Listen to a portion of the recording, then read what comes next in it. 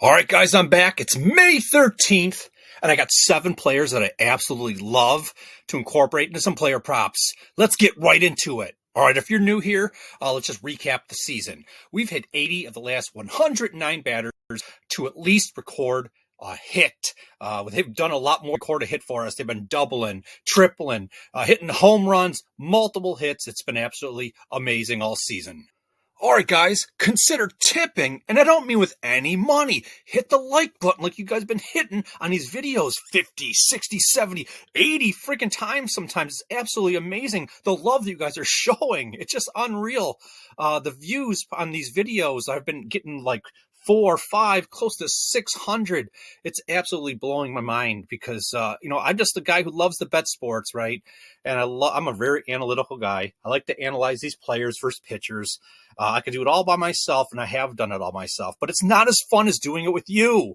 So hit that like button so we can bring this channel to new heights and bring more people in that find this content to be useful. So like I said, from the bottom of my heart, man, you guys are the freaking awesomest, man. And let's get to these 7 friggin' plays that, by the way, a lot of these ones are kind of like upper echelon of type of matchups, or the cream of the crop, if you will, in the recent couple weeks here. These ones are really awesome, and I'll get into the reasons why I really love them and how they're different than some of them that we played in the last couple days.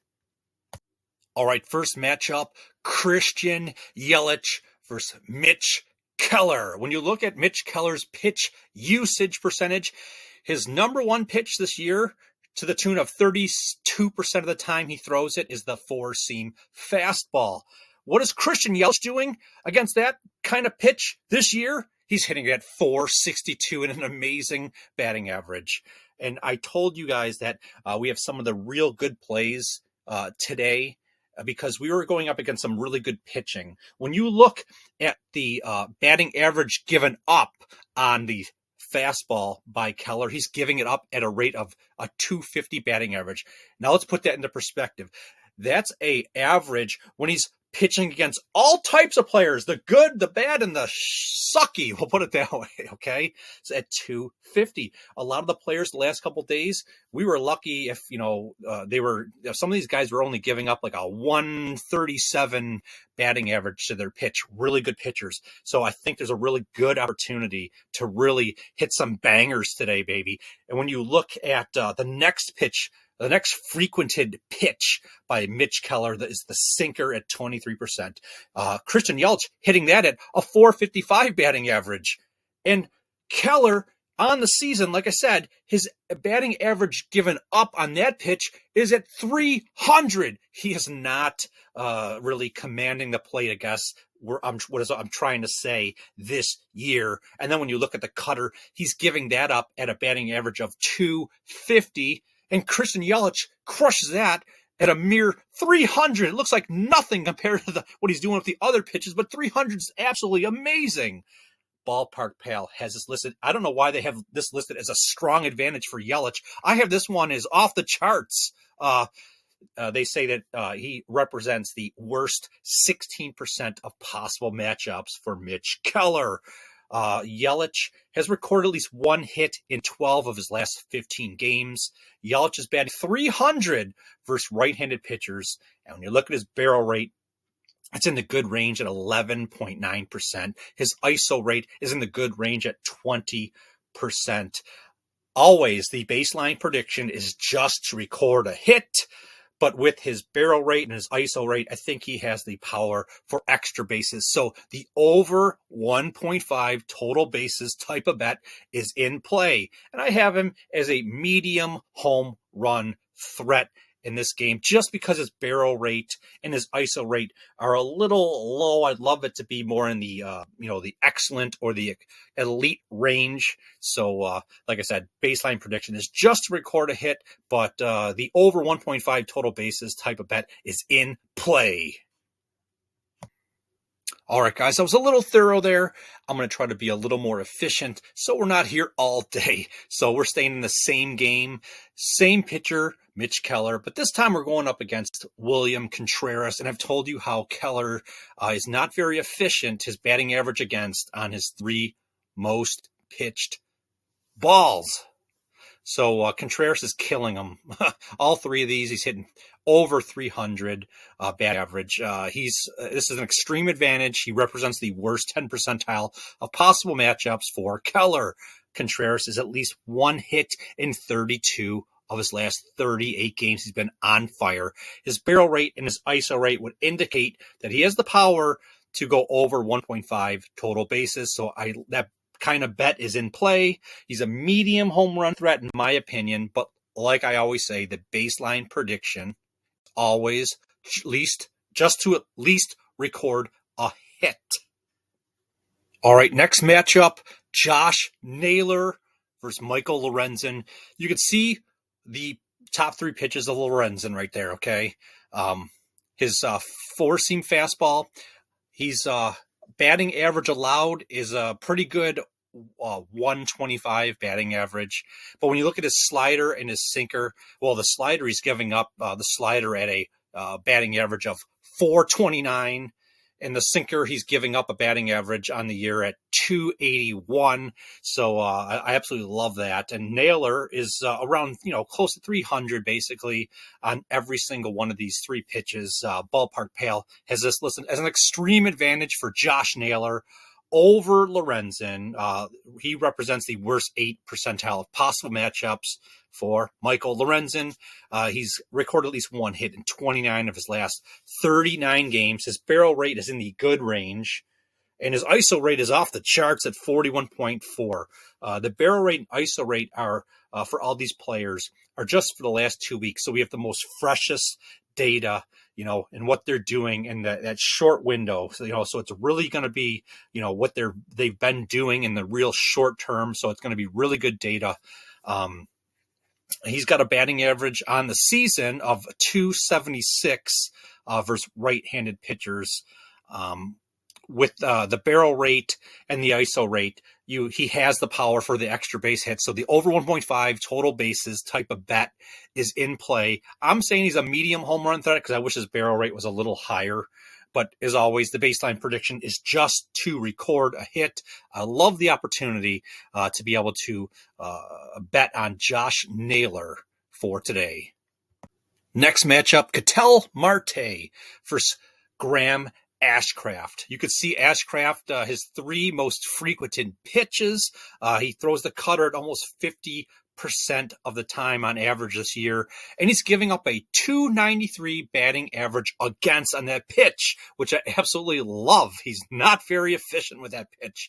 On his slider, he's giving up a 116 batting average, which is pretty solid. But when you look at his sinker, he's giving up a 333 batting average. So 2 of the top 3 pitches, he just is not very efficient at throwing. When you look at Marte, he's hitting almost 300 against the cutter, the slider at 333, and then the sinker also at 333 batting average. Ballpark Pal has this listed as a strong advantage for Marte. He represents the worst 4 percentile of possible matchups for Ashcraft.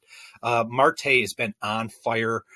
21 of his last 24 games, he's recorded at least 1 hit. His barrel rate's in the good range. His ISO rate's in the good range, which means he has the power for extra base hits, and the over 1.5 total bases type of bet is in play. I got him as a home run threat. Maybe it's a little too aggressive. Maybe he's more of a medium type home run threat. But like I said, baseline prediction is just to at least record a hit.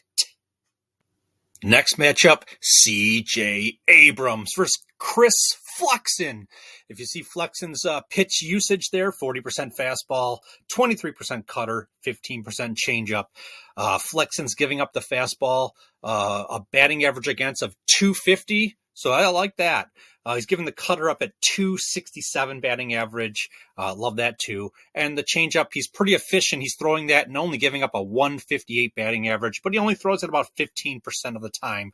When you look at Abrams, he's crushing the fastball on the season.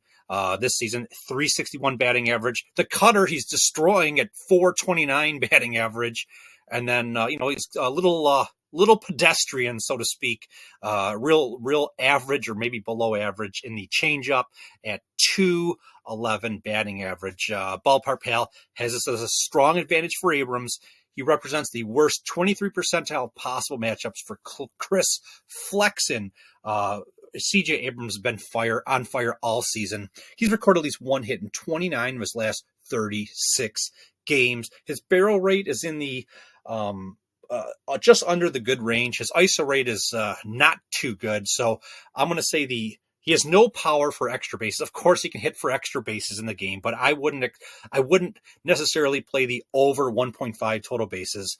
I also say he's not really a home run threat because of his barrel rate and the ISO rate being so low. So to use CJ Abrams today, I'm going to use him in a parlay with another player because I think he can just to have him get a hit is all we should probably expect for him. But I really think he has a great opportunity to just record a hit. It shouldn't be too hard because I think he has a great matchup against Chris Flexen.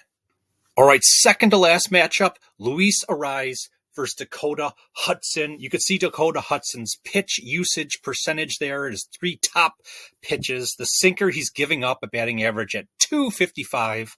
The slider is, he's had some trouble. Let's just say that. He's giving the slider up a batting average against of 372 batting average.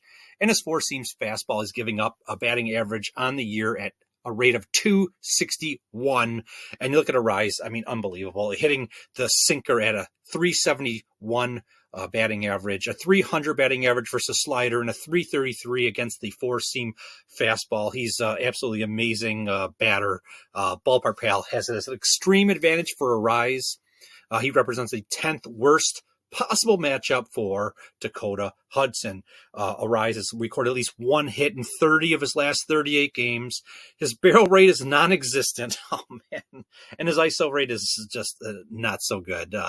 But that just measures his power. So there's no way in heck we're going to be playing any home run. He's no home run threat, and we are not going to play for extra base. He's not an extra base type of power hitter right now, so we're not going to be playing the over 1.5 total bases. The baseline prediction is for him to only record a hit for us. So he may be someone that I'll be pairing up with the other player I talked about, CJ Abrams, to record a hit, just both of them record a hit, a parlay, depending on the odds to, get something close to reasonable odds, like maybe even odds to minus 120.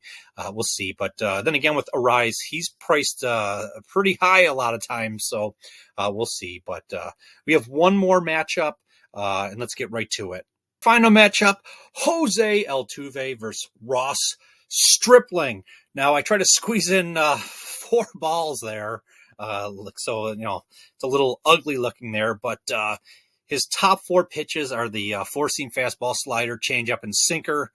He's giving up a batting average on the four-seam fastball at 209, which is, pretty decent.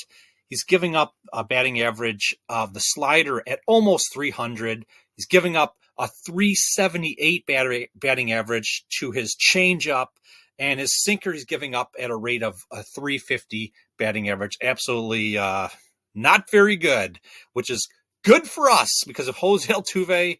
The four-seam fastball, he's hitting at 358, the slider at almost 300. He's a little light on the changeup there at, under 100 batting average, but then the sinker he's at 313. Ballpark Pal has this listed as a strong advantage for Altuve. He represents the worst 2 percentile possible matchups for Ross Stripling.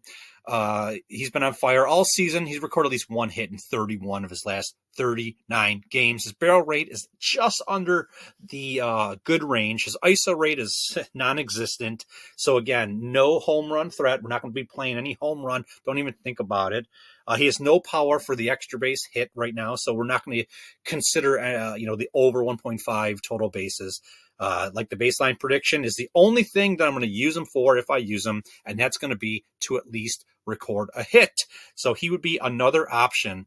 I think there's 3 players I explained where their baseline is their ceiling, so to speak. You only want to play him to record a hit. There's 3 of them. There's Abrams, Altuve, and then whoever the hell it was just before Altuve, I can't remember. Arise. So I think we'll be able to at least pair two of the three and have a reasonable hit parlay. I think though two of them will be priced appropriately where we could make a nice little parlay if that's your thing. So there you go. 7 great matchups. I've set the table, so pull your chair up, baby, because it's time for family dinner, and I hope we're going to be eating good. So, like I said, I built a case for you guys so that you can go in and identify the ones you like the most and use some, leave some, or what have you. There you go. I'll just talk to you guys tomorrow, and hit that like button. And if you haven't subscribed, please subscribe. It makes me really happy when I see those subscriber counts go up. It's just a little dopamine hit. It's just, I really love it. So if you could do that, I'd really appreciate it. Thank you very much. And I'll talk to you guys tomorrow.